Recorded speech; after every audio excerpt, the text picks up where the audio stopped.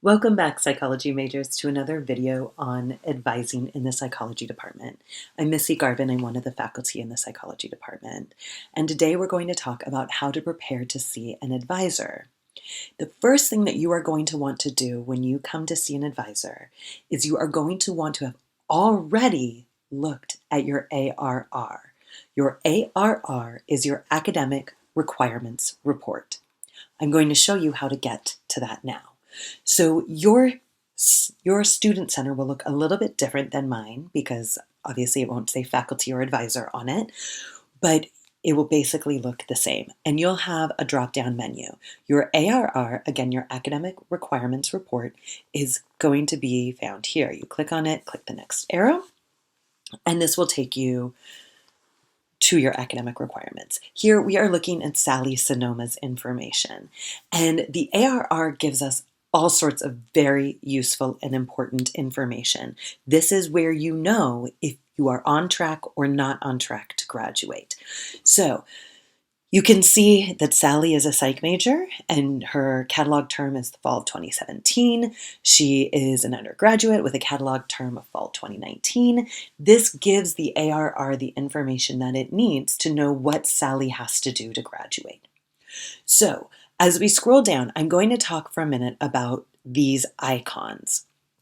These are really important. The first one I'm going to talk about is the red one. The red one means that you have not yet done this, that this requirement has not yet been satisfied.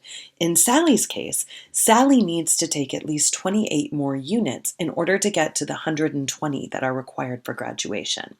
So she has not yet fulfilled the 120 units. She needs 34 units of upper division work. Now, these can double count, but she can finish 28 units and still not graduate because she has not yet completed the full 34. Once she has taken 34 upper division units, that will count both as the upper division unit requirement here, as well as the total unit requirement here.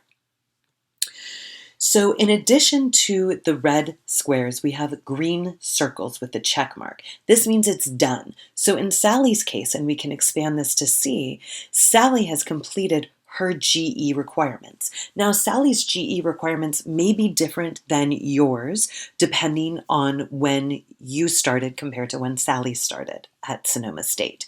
So the GE requirements have changed. If yours don't look exactly like this, that is just fine. They are your requirements and they should be correct on your ARR. So if they don't look just like this, that's fine. Now, in addition to the red squares and the green circles, we have yellow diamonds. Now, Sally doesn't have any yellow diamonds, so I can't show you any on them, but they look like a yellow diamond. And these are tricky. So I'm going to talk about some of the tricks of the ARR right now. So the first one, again, those yellow diamonds. The yellow diamonds are anything that is in progress. That means that it can be a course that you are taking currently, but it can also be something that you have registered for. This gets a little confusing because when we come back up here and look at the total number of units that have been taken doesn't actually mean taken. It means taken, taking, or registered for. So if you've already registered for classes for the following semester, this number will be higher and will reflect that. So that is an important note about the ARR and something that often confuses people. Another thing that confuses people that is specific to our major, if you scroll down here, is the total number of units needed here. So you might have all of these green boxes. Your core requirements could be green, your upper division breadth areas could be green, and your psych BA could still be red. You could scroll down here, and Sally hasn't taken enough psych classes for this to be an issue for Sally, but it may be for some of you.